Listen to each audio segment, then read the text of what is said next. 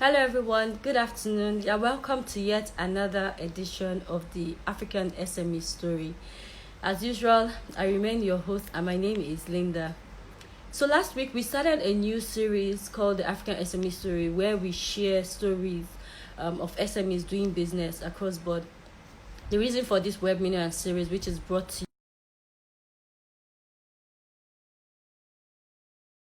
support SMEs going through different challenges at this time. The whole idea is for us to tell their story, what they have gone through, what they're passing through, and then see how we can encourage other businesses to also learn from what they're doing. Now, if you do want to start up a new business and you're not sure what to do and how to go about it, the goal is that we'll bring someone in that line or industry of business who will now then help you, tell you how you can enter that kind of business, for example. So today we'll be talking to a young man called Mr. Isaac, who apparently owns a company, a plastic company, and he's going to tell us how he started his journey and what he has done so far. So Mr. Isaac, you have said hi, but you haven't sent a request to be in this video. So please, I am sending you a request quickly so that you can either accept or send me a request to be in this live video. Cool, that's fine. Okay, so thank God today it's really going to be fast as we have already sent a message to Mr. Isaac. He will join us soon. I want him to join us before we read his profile. Hey, thank you, Mr. Isaac. This is really fast. So Okay, good. I will just adjust my camera a bit so you can see my face and so that it's easy. Hi, everyone. Thank you for joining in. Just give me a Thank you. second and we'll start. So on the other side is Mr. Isaac, who owns a plastic company called Everything Plastic. And I think this is fantastic. You've actually gone to show us your company so we can see different plastic at the back, which is really good. Thank you for that. I think this will be fantastic, make it very easy. So before we go in quickly, I would like to just read through Mr. Isaac profile before we. So last week we spoke with Mr. Olayinka, who is the MD of BU Powers, and he talked about the power sector, how they've been able to provide 97.8 constant power for the different estates that they have powered. But this week we're going to another sector entirely. We'll be talking to a young man who owns a company in the plastic industry. So for those of you who want to go into the plastic industry, Mr. Isaac is the man to deal with. He has a lot of experience. So 1 second, I just want to quickly read his profile and how he started the family business before we can go in. So for those tuning in, this is the African SME story. Today we have Mr. Isaac. His profile reads Everything Plastic. It's a wholesale retail enterprise for plastic furniture and household based in Lagos, Nigeria. It's a family business that started in 1983 but was rebranded online in 2008. Everything Plastic is a leading enterprise in the distribution of plastic wares, both online and offline, with presence on social media. He also explained that they have practically delivered plastic wares to different people across Lagos and Nigeria to their doorsteps. They also distribute party souvenirs for ceremonies, events, and then to schools. The profile reads that they have worked with Bariga Local Council on delivering of waste bins to major primary schools in the local areas. They work with churches like Mountain of Fire, LCC. They do have a staff base of over 10 staff and the revenue base of over 500K to a million in a month. And they have also worked with other big plastic companies like Dana, Monoplast, Sun Group, just to mention a few. They say they are the leading plastic SME online today with plastic presence across warehouse. So join me with a drum roll as we welcome Mr. Isaac today on the African SME show as he tells us through his journey. So Mr. Isaac, I want you to do a bit of introduction, talk about yourself, if this is the business you wanted to really do, or this is coincidence, or it's a dream, or you had to take over a family business, and then just tell us your story so far owning Everything Plastic. Okay. Thank you for having me. My name is Isaac Akomolafe. The whole journey started, I think, when I was 12. Um, Back then, I was still in, I think, primary school. My mom just sent me to a factory for goods and other stuff. So from then, that's when the passion grew from till this moment. And it's a business I have passion for. So if I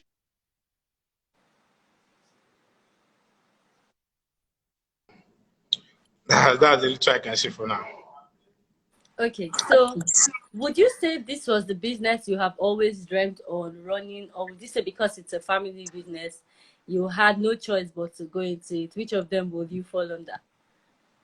Um, in life, you have to make decisions. And despite that I was born into this line of business, I love what it is about, and I'm happy doing it. So it's something I've been wanting to do, even though I have the opportunity to travel out, but I declined the opportunity just to stick with doing plastic business. Okay, that's fine. Okay, so I'll just quickly dive into the questions of the day. So a lot of people are listening, and some people want to go into plastic business, but are not sure what to do. So I'm sure you'll be able to answer their questions along the line, how they can dive into this business and what they need to do. What I want to ask quickly is, what has been your experience so far starting and running a plastic business, especially in Nigeria? We constantly know that there are a lot of issues running business in Nigeria. I will go into raw materials and how you guys source, and because I was able to read online that most of the materials for plastic are not made in Nigeria, they are sourced from outside. But you guys have done a good job. So that will be my third question. But I just want to quickly ask how the experience has been running a plastic business in Nigeria. Uh, this is a bittersweet experience, like every other business that one can venture into. Um, my challenges has just been, let me say, finance, sourcing for loans, or grants, let me put it that way. Um, and challenges of transportation, how to transport goods from one place to the other. Then a little bit of government policy that are not friendly with the business. Those are the major challenges and difficulties one goes through doing plastic business. So you say finance is one of the major problems. I heard you Yes, also mention on grants or funds from the government. Did yeah. you also say raw materials is a problem? Yeah, because most of the raw material are imported. So when there's a change or fluctuation in foreign exchange, there's probably um, there will be increase in price of raw material, and that directly affect production, and there will be increase in price of goods. So, and the locally produced raw material, one, they are not enough, and they are not as high quality as those ones imported into Nigeria. So, because of foreign exchange, there is difficulty in getting raw material into Nigeria. It Okay, indirectly affects. so you say That's that because of this foreign exchange increase, once the price goes up, it definitely affects what you bring in, which will of course affect production and then also affect the price. Does that mean that yeah, the customers also complain when you increase the price? definitely, definitely. Like for example, this year alone, we've had two changes in price. Apart from the increase in VAT from 5% to 7.5%, Yeah. recent after the reopening of the economy due Yeah. to COVID-19, major plastic producers and manufacturers have increased price of their commodities, their items. Some by 12%, some by 15%, some by 7.5%, which indirectly uh, goes down to the customer, those retailers, the wholesalers, because 7.5% increment on goods, that's much. That's much. So that's what we are dealing with due to foreign exchange. Okay, so I was able to read up the fact that more than 70% of the raw materials you use are imported. Is it possible for you to tell us some of these raw materials that you use that are imported so that people can know? So the idea for me is, if people know some of these raw materials that we're importing, is there a way some people can actually create a business around producing these materials for you? So we can work with what is called like a backward integration. Instead of importing, can we work with other local companies here that can help you produce those raw materials, and then you just concentrate on producing the plastic itself? Is it possible for you to tell us some of these raw materials that are necessary or needed in your business? Before I go ahead, let me tell you, to be honest, Nigeria can't produce the raw material to At all? service. They can't. They can't. Really? So Okay. that is going to be difficult to sustain that. So importation have to come in for supplements of the one you get locally here. So most of the material is polythene material and master batch. Polythene and And master batch. That's what you said. mostly imported from China and India and Indonesia.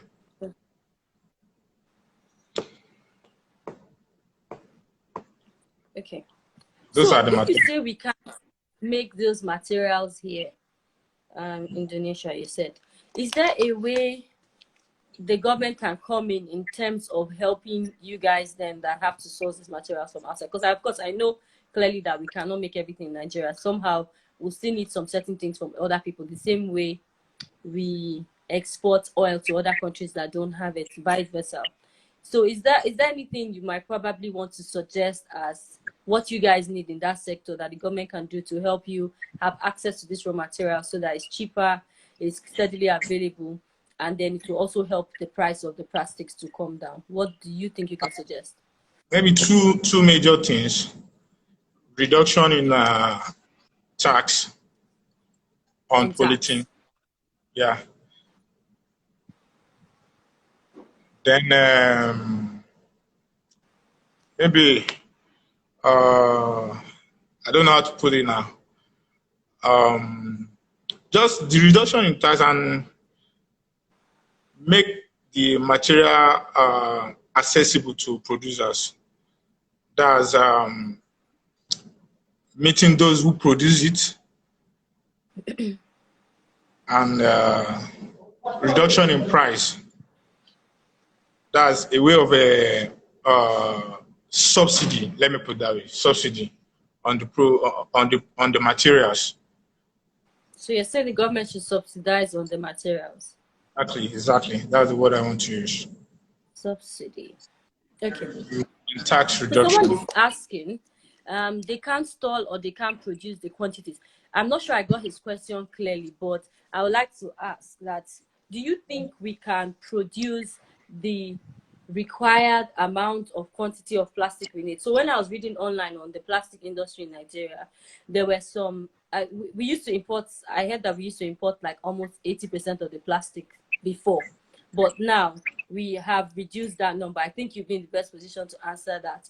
Compared to before, where we read that we used to import from South Korea and all that for raw and for plastics.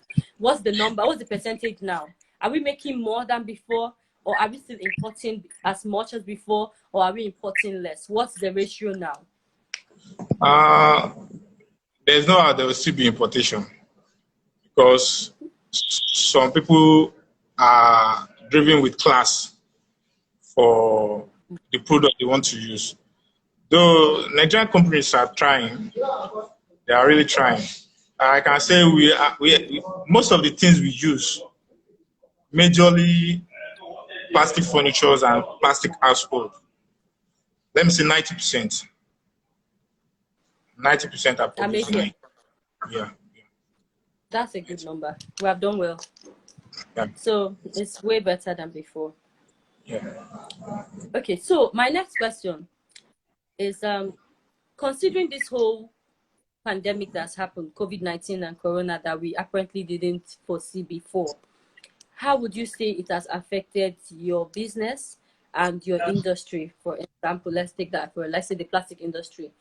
Has it been easy? So that's why I was really worried. If we import a lot of the raw materials from outside and there's Yeah. no importation happening now, how are you guys coping? I hope, so the question for me is, how have you been sourcing for your raw materials? How has this period been for you?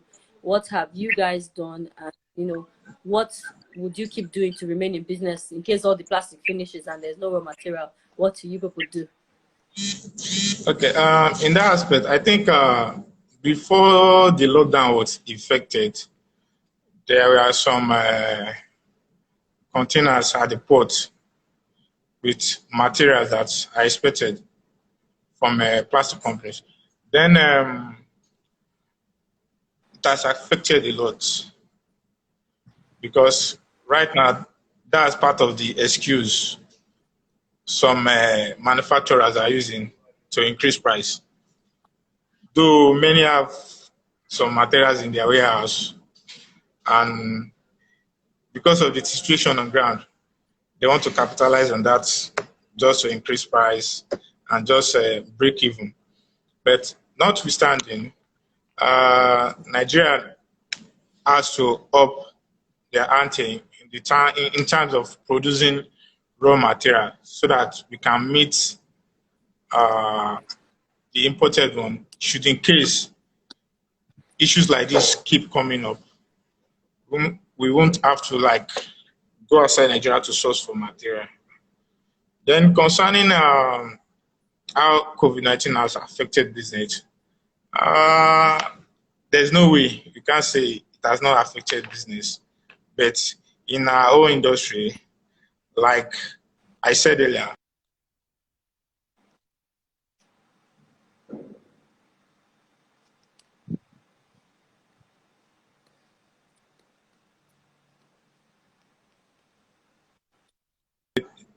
that much, except in terms of increase in price of goods, we've been making sales in that aspect because those who can afford fabricated tap are making use of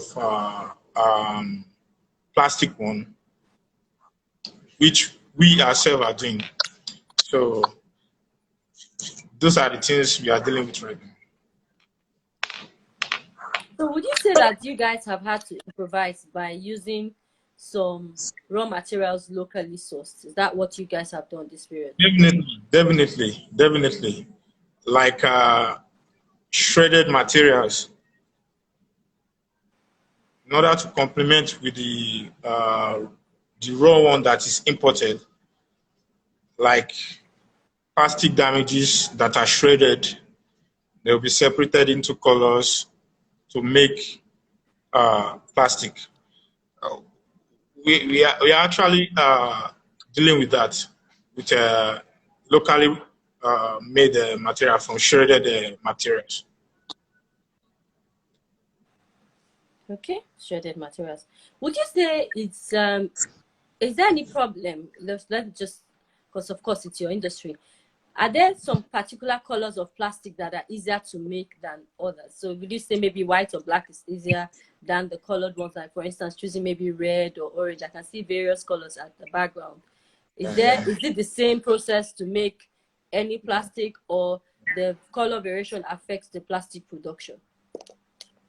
The colors ones are very difficult to make because you need master batch material, and master batch material is very expensive. That one we can't produce it in Nigeria. Let me just say it that way.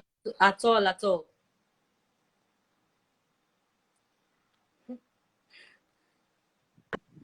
Then maybe the transparent one, those are the easiest one to produce because those are produced from the virgin material, direct. The colored one are the most difficult one to produce. Okay, so I would also now want to ask, so will you suggest that in future we have like storage places where we can keep these raw materials? I don't know, just ahead in case something else happens again and we cannot import. Or will you say we should continue with this model of import as we go? When we need, we import. What would be a better suggestion, especially for your kind of company and the sector that you function in? The best way is to industrialize that sector.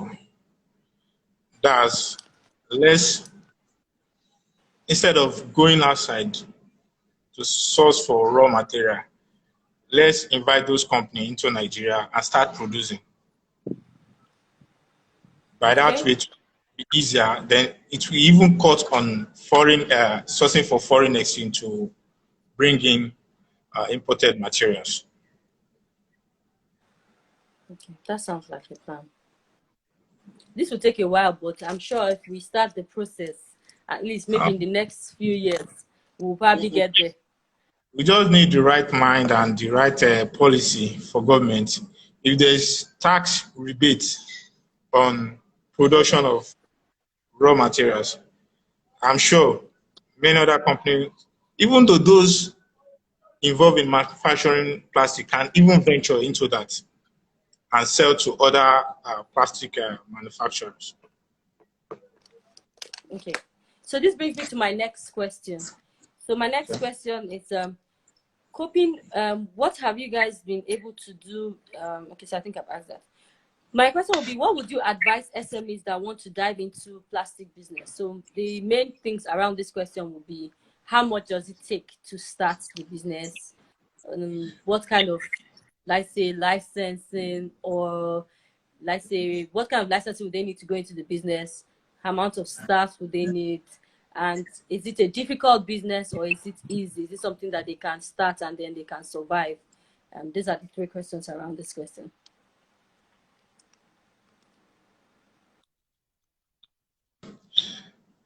It depends on what you want to do. It depends. If you want to start big, if you want to start small. But if you are just going into the business, I think you should just start with maybe a special item that is high in demand in the market. At least with that, you can break even. A minimum of 500 or 1 million on a small scale is okay to start. But if you just like maybe a wholesaler or a retailer, within 250, 300, you can start with. But on a big scale, let me say 5 million, 10 million, before you can touch on, you can see behind me there are various items, more than 1,000, more than 1,000 items. So you can imagine how much do you want to start with that and how many do you want to buy. So that's why I said, okay, if you are just starting and you just want to venture into the business, maybe start with 1 or 2 items. The major one, the fast moving one, like there's demand for plastic containers, majorly the one used for making like zobo, tiger nuts, packaging insecticide, like those ones, they are in high demand. So if one is planning to venture into plastic business, you can start with that. So what from of there, plastic plate and spoon? okay. What do you Plastic say? plate and spoon, are they in high demand? Those Definitely, disposable yeah, plates. yeah, because many of them are disposable items. You don't use and keep many of them. Like part of the policy of the government on COVID-19 now, you can't eat at a restaurant except takeaway. So in that aspect, there's high demand for plastic plates and plastic spoon because once you eat, you don't take it back home. You can easily dispose. We'll go into that towards the end because there's been a lot of issues or crises with these disposable plates and spoons and foils around because they're littering. But I'll talk to that towards the end of my session at the end. So I have questions from someone who is listening, and she asks, her first question is, how lucrative is this plastic business? Is it extremely very profitable? Do you advise that people can start the business, or are you afraid of competitors entering into the business? Highly lucrative. Let me put it that way. You're a good person today. At least you're telling us the truth. So when you Highly say lucrative, lucrative. can we say 100% profit, 70%, 80%? What would be the percentage, the profits? Like, what would you say? 50%. But before we are getting excited about that, it's not easy. Okay. Yeah. At least you'll be in the business for like 5 to 10 years. That's a long time. Yeah, every business has that type of lifespan. You don't just, you build gradually. Okay. Except you just want to eat it big. You get the contact maybe from government or from a restaurant company to start supplying them with fast food containers, or except on that exceptional basis, it's not that easy. It's not that easy. So you need 5 to 10 years to be able to make profit, but the profit is good. You said the profit's about 50%. To maintain that margin, because you have to build a customer base. So you know that if you are buying 1 million goods now, within the next 1 week, you can sell it off. And before you think about that, you already have the customer base. With the customer base waiting. Yeah. Okay, so I think you have touched a bit on the second question she asked. She said, what type of special items? I think you mentioned that the kind of fast-moving plastics that you have. Chemical containers, chemical keg, disposable plates, yeah, those are the major. Yeah, plastic spoons. Those are the major ones. Okay. So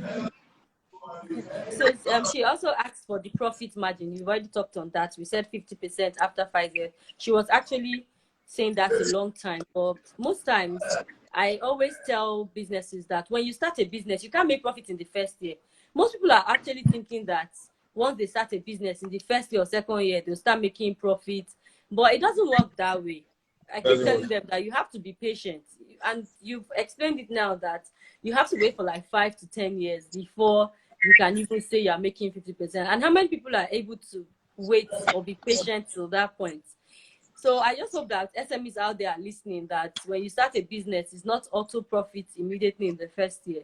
You have to wait and do the business very well before you can start making money. Someone is asking another question. He says, I think your network is slow. Are you there? Can you hear my question? So he says, how can one managing a profitable small scale, how can one manage a profitable small scale business? Okay, I think your network is still slow, but someone has a question for you saying, how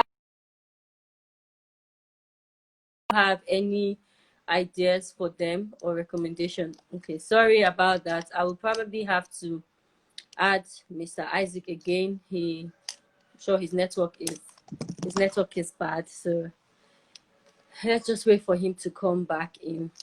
Sorry about that. So we've been talking to Mr. Isaac. He is the MD of a company called Everything Plastic, and he has been telling us how he started the business, what he has done so far, and what he's been doing also to remain in business during this crisis, this pandemic. How have they been able to manage raw materials, considering the fact that all the raw materials, or majority of raw materials that they use, are not made in Nigeria. They're either made in China or Indonesia or India. So it means that they have to bring it in.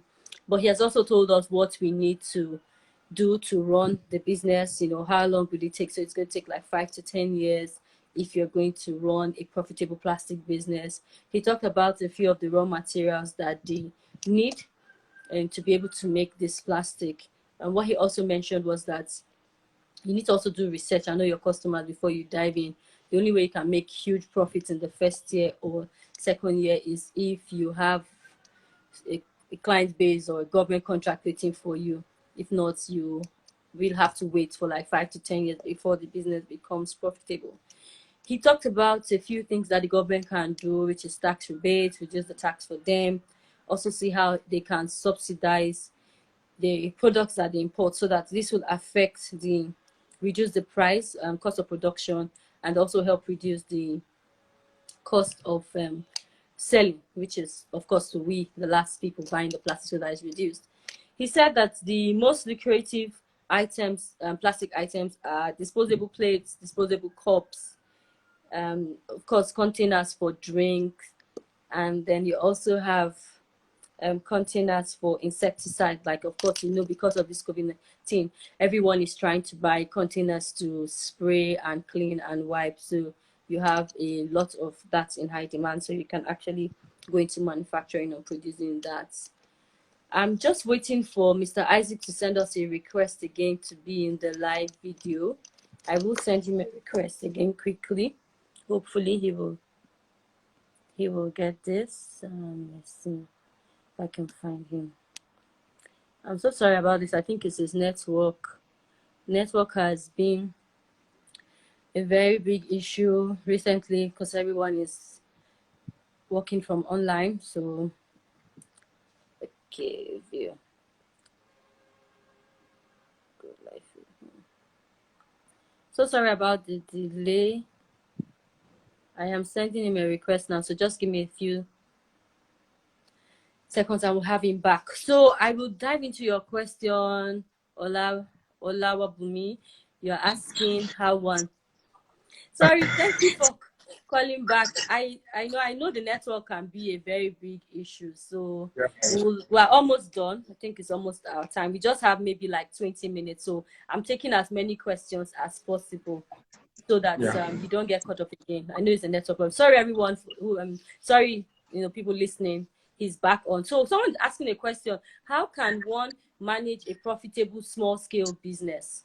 He's asking, I'm starting up a business. What advice do you have for him in terms of managing his business? Okay, my advice is you don't use all your capital to start it.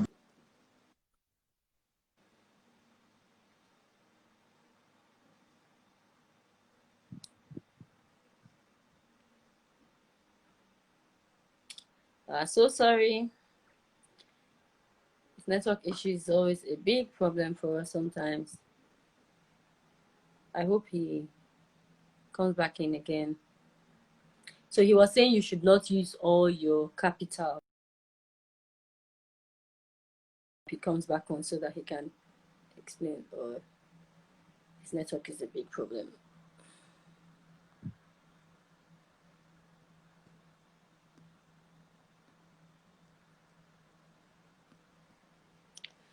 I'll send him a request again.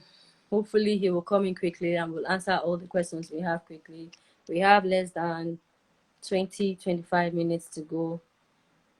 What I think to consider when you start a joint business. Okay. Once he comes back on, we'll ask him that question.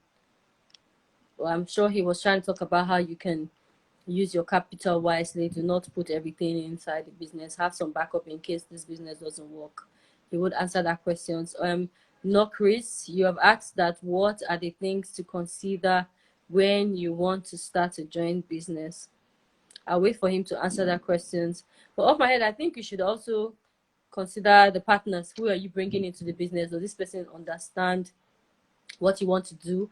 And does this person also understand the business? What is he bringing to the table? So sometimes it's good you have a partner who is bringing a strength that you don't have. So you can't both have the same strengths and be in the same business. So if you're good in accounting and your partner is good with marketing, looking for customers, that's a good blend of having a joint business. That will also help. It means that you can both leverage on your strengths and then also minimize your weaknesses if you're going into the same business. I'm so sorry about the network issues. We're waiting for Mr. Isaac to come back again. For those of you just joining in, we have been speaking with Mr. Isaac. He is the MD of Everything Plastic, a company that started in 1983, a family business, but he has taken over since 2011, and they've been running the business very well with over 10 to 20 staffs and a capital base of over 5 to 10 million in a year.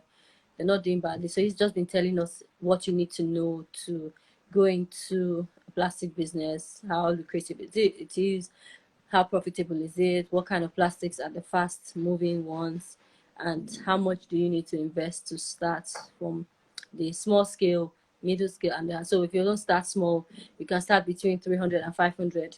If you want to start on the medium scale, you can start between 1 million and 5 million. And if you also want to start on a very large, big scale, you can actually invest between 5 million and 10 million, which means that's really going big. But he's also talked about the issues with raw materials, that they have issues with raw materials. It's not always easy. Oh God, I hope this works this time. Okay, let's wait for him again to come back.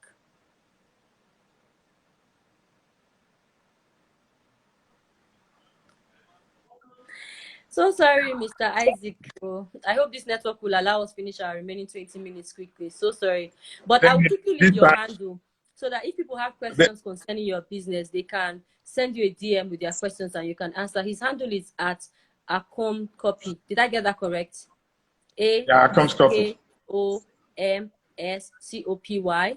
Or you can send us a question to businessday.ng and we'll also answer. So we have 2 questions waiting for you. What are the things you need to consider when you want to start a joint business is one. And someone also asked a question that if you want to start a small scale business, how do you manage it so that it remains profitable? Okay, managing a small scale business, you don't have to go into it with all your capital. You should have a reserve. That's like you want to start the business with 200K. Maybe start with 120, should in case. So you have 80,000 as backup. That's just an example. And a joint venture business, that's pretty difficult in our climate now.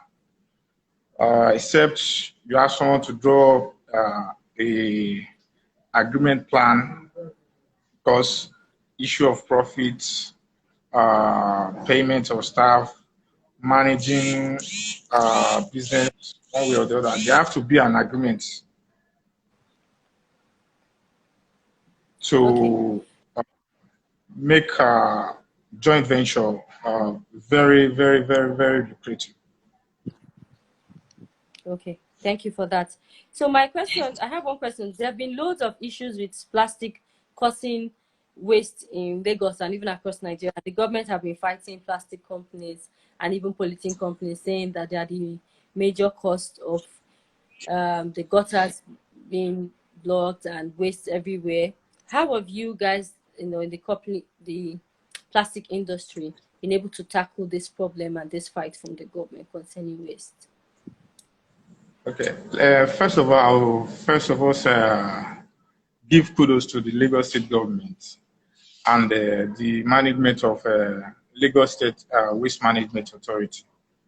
They've been able to manage plastic waste in the sense that they provide at various local governments plastic polythene bag to separate plastic waste from every other waste. And that is another avenue to generate wealth, because many of our young ones, they don't know this.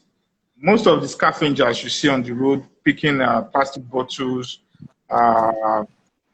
every other plastic material they see on the road, they actually resell. It's been grounded and made into raw material, plastic. So In that aspect, I would say people should just be careful with plastic disposal. Bag your plastic waste. Okay. You can still get a little as instead of just throwing it away. There is a point like Unilever is doing something like that, recycling plants. So that's what we are doing with plastic waste.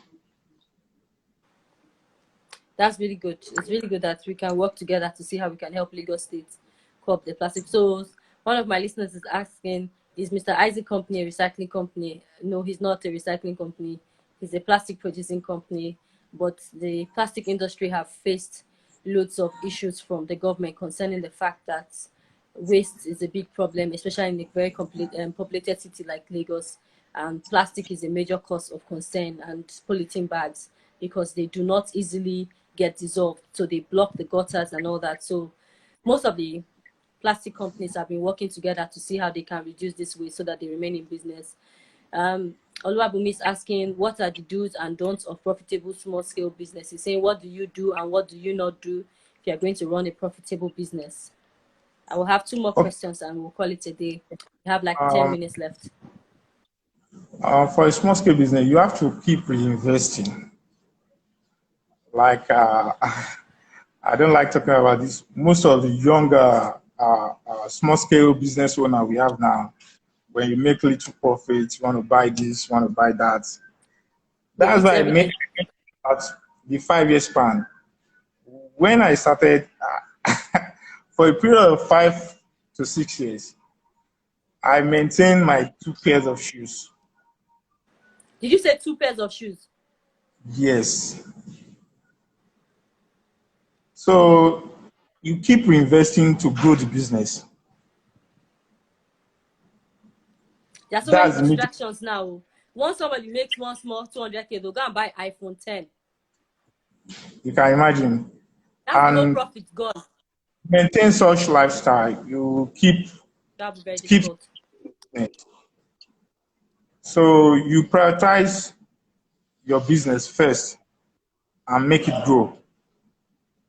So when you get to that stage of being in the business for 5, 6, 10 years, you can always get yourself whatever you want to get yourself. Like, even not for the COVID issue, I have plans of traveling out of Nigeria, probably to Seychelles. Nice. I can afford it now. You work hard. That's it. So what are the don'ts? So you've told him the do's is that he should reinvest the money in the business and always prioritize your business first so that it grows before you start spending. What do you say they shouldn't do? What are the don'ts? Don't borrow to start a business. Nah, don't borrow. Okay. Don't borrow to start. Start with whatever you have. That's the basic. Start with whatever you have, because if you borrow and you are starting a business, you don't know how the business is going to do. So if you end up not making or breaking even, you can imagine. You'll be in debt. They'll come on your neck. The loan company or the institution will come on your neck. So just start with whatever you have.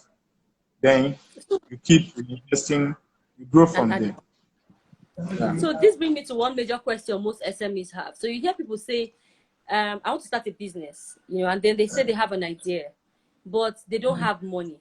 I keep telling people that you can start a business without money. Just start with what you have.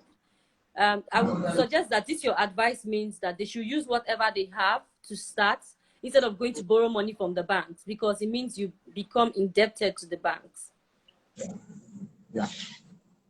Cool. I think people listening should learn that, that they can start a business without borrowing money. Everybody wants to start a business and want to go and borrow 5-10 million from the bank, and then after 2 years they can't pay. The microfinance or the bank that will borrow you the money, they will ask you, how long have you been doing the business? Because they want guarantee. Something. when you're here. So, and one other thing is you can save if you have a business idea. Just make a research about the business. If it, you are to start with maybe 200,000, start saving. Maybe within 6 months, you want to save like 30,000, maybe 50,000. Within 4 or 6 months, you have 300. You can start with 200. Keep 100 aside as backup. So you can save, not necessarily go and borrow. No, Thank you I for won't that support. advice. Thank you. I'm sure someone is listening and they're going to take it. So I'll make my two last questions before I round up. So I was going to ask, what do you suggest that the government can do to help, the small scale? I know that there are a lot of companies in plastic industry and the big guys. So for instance, OK Plastic, Sun Plastic and all. And you mentioned that you are even working with them. So there's no fight. It's like we are working together, in the whole sector. But what would you encourage or what would you advise that the government can do to help your company? What recommendations can you give that the government can can imbibe or do to help people?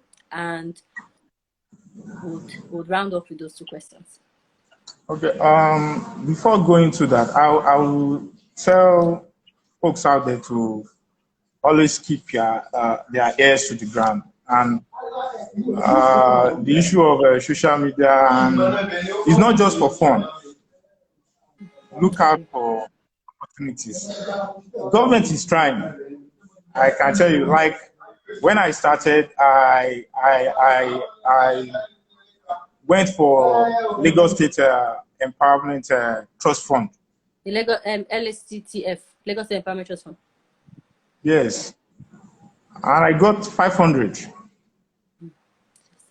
with a single digit interest. Interest, which is not bad. So I think that if there is more of that, maybe government should localize that, come down to people at the local level. They can also make jingles so that people can see what government is doing. Okay. Many people are not aware. Many people are not aware. And like I've gotten so many offers for grants. Yes, because I'm on one now, I can't just switch to the other. So what Okay. government should do, give single digit interest loan. Loans. Even though grants, zero interest, just to like bring some SME up. Okay. If you have more SME, 1 or 2, 3 people will be employed, like me. So single digit interest loan or grant, that's it. Would help. Maybe 2 to 3, 4, 5%, and a long term loan as well. Yes. Maybe 1 year, not probably 6 months. 6 months 1 year, is so too that short. 1 year, 1.5 years, so that the person can still cope Recover. with economies going at the person. That's really good. I hope the government will be listening to this to see how they can. A lot of banks and there have been policies, as you said, it's very important that SME should listen. Most people are on social media and they're just looking at pictures and videos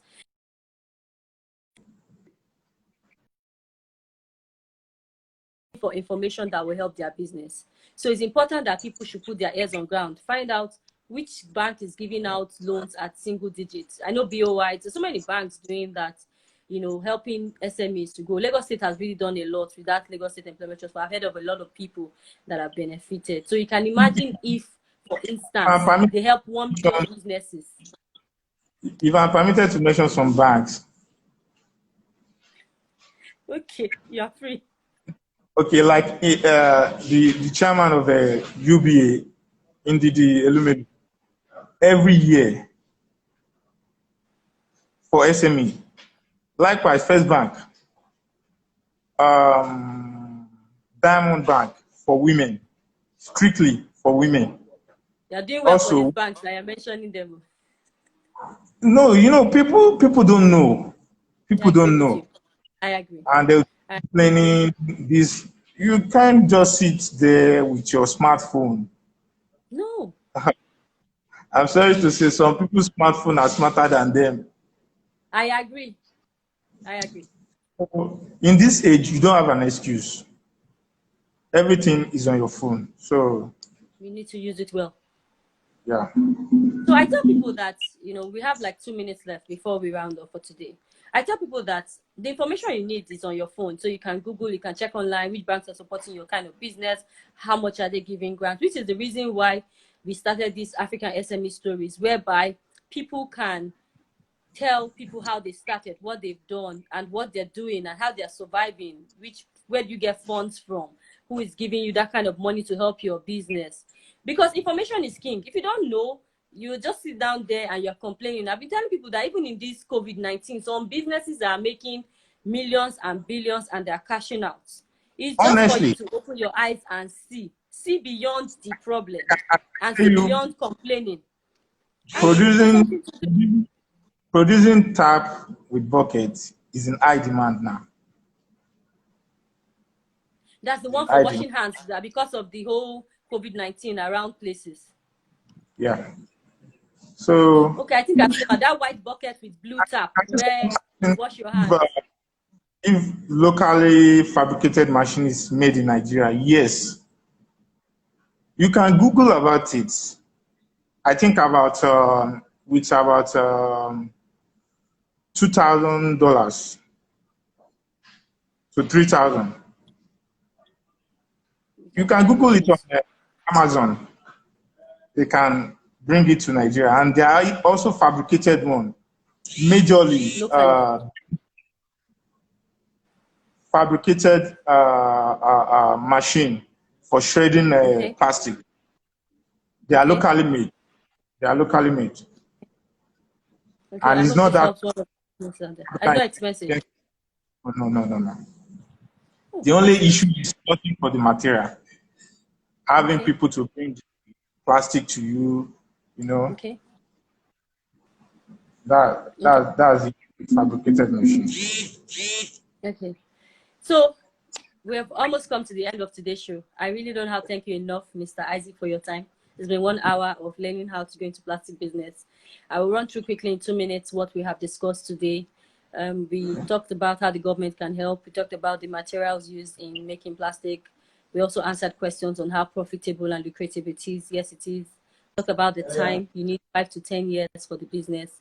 We also mentioned that you can buy the machines between $2,000 to $3,000 from Amazon, or you can fabricate them here in Nigeria, which is very good. We talked about the government trying to intercede for you guys, so reducing tax, helping to subsidize for the materials brought in, helping to store them. And then if the government can also make funds available, you mentioned thanks to Lagos State for what they've done with the Lagos State Employment Trust Fund, LESCF, we've been doing good. So many businesses have talked about they benefited from that. We hope more people will benefit. So my idea or my mindset is thinking, if we have, for instance, 1 million SMEs benefit from Lagos State Employment Trust Fund, you can imagine them employing 10, 20 people.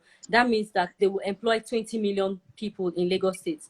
That will solve a lot of problems, which means we will have more funds in the economy, because it means more people having jobs means more tax again for the government to use to source and help Lagos State, and then everything works. So it's really Yeah, important that we find forums or ways that SMEs can be empowered, and given funds to be able to help grow their business, expand their business, and all that. For people who want to ask questions to Mr. Isaac, you can follow him at Akom's Copy. That's AKOMSCOPY. He will answer your questions if you want to go into plastic business. If you also have questions, you can send us a DM to at businessday.ng. We'll also direct you to him if it's questions that we cannot answer. We want to quickly thank Support for African SMEs, the initiative group creating this and bringing us all these SMEs. We want to thank Business Day for helping us keep informed of what's happening with businesses. We want to all thank the banks who are doing great in supporting SMEs. We really need you yeah, to still do more. We thank you. Isaac has done free PR for you today by calling your names out, saying that you've been helping other people in their businesses. We thank you. We know that we need both the government and the private sectors and everyone in this. So both the media providing information, both initiative and support NGOs trying to see how to help businesses, and then the private and public sector. If we do work together, I'm sure that we will make Nigeria a better place and things will work out fine. Also, someone's asking that I should put your handle on this before we go. I hope I do that quickly before the time is up. As usual, I remain your host. My name is Linda. Thanks for tuning in to our Business Day, the African SME. We hope that you tune in again next week, Friday, between 2 or 3. We'll bring another SME and we'll be sharing their story on how they have survived. Thank you so much for coming on the show, Mr. Isaac. Hey, Thanks for thanks, having Black Energy and Big Dutchman. I almost forgot that. Thank you. I'm so sorry. Thank Thank you. you everyone for tuning in. We'll see you again next week. Have a very nice weekend.